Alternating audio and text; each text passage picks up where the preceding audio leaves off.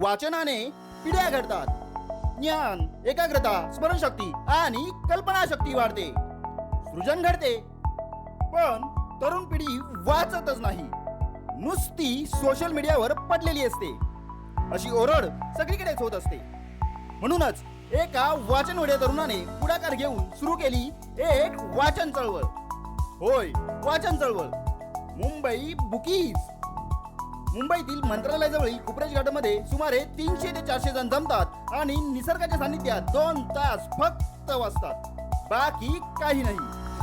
दर शनिवारी आणि रविवारी सकाळी 8 ते 10 या वेळेत. यासोबतच इथे वाचनाशी निगडीत विविध समाज उपयोगी उपक्रम राबवले जातात.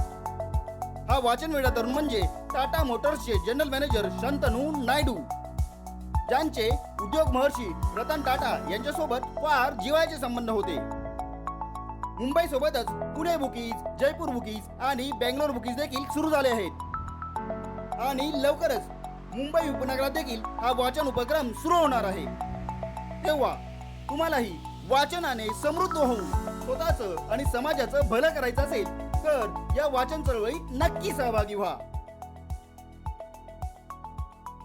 संपर्कासाठी हे आहे मुंबई बुकीजचे इन्स्टा हँडल.